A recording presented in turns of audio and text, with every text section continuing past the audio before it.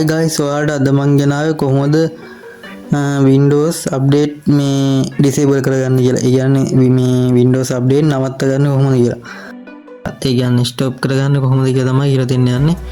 මේ කියන්නේ ඔයාලා දන්නද Windows update කියලා වට පේනවාද? දැන් මගේත් update එකක් ඇවිල්ලා තියෙන්නේ.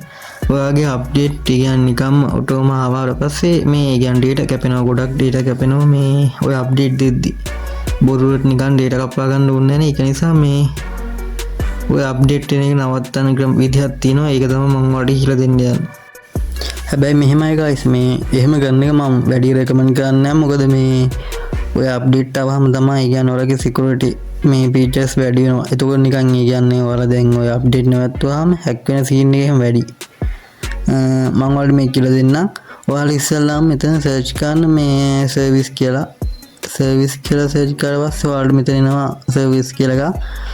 ඒක ටච් කරලා පස්සේ ඔයාට මේකේ යටටම යන්න ඕනේ. මේකේ ගොඩක් දේවල් තියෙනවා. ඒ කියන්නේ ඔයාලට ඔය රන් වෙන එකේ කිව්වා මේ ස්ටොප් කරගන්න, ඩිසේබල් කරගන්න.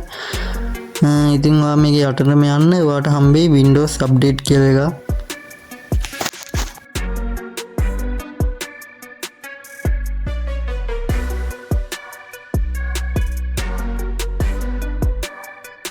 ඔයාලට පේනද යටටම ආවට පස්සේ තියෙනවා මෙතන Windows update කියලා එකක්. ඔයාලට පේනද ඒක රන් වෙනවා, running කියලා වැටලා තියෙනවා.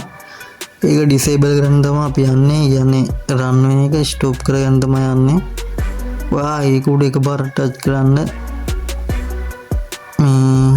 ඒක උඩ මේ right click කරලා ඉවරලා ඔයා උතන යන properties වලට. properties වලට ගියාට පස්සේ ඔයාලට පේනද මෙතන තියෙනවා මේ general කියලා. ඒ general කියන එකේ manual තියෙන දැන්.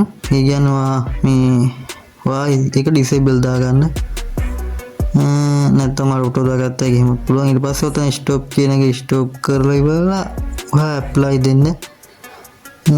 apply දීලා okay දුන්න පස්සේ දැන් වැඩි හරි. දැන් ඔයාට update ඉන්නේ නැහැ. ඒ කියන්නේ ඔයාලා නිකන් කරදරයක් යටින් ඇවිල්ලා update කියලා වැටිලා එහෙම notification එන scene එකේ එහෙම scene එකක් නැහැ. තව shutdown කරන්න යද්දී ඔය update දෙන්න scene එහෙම දිනවනේ.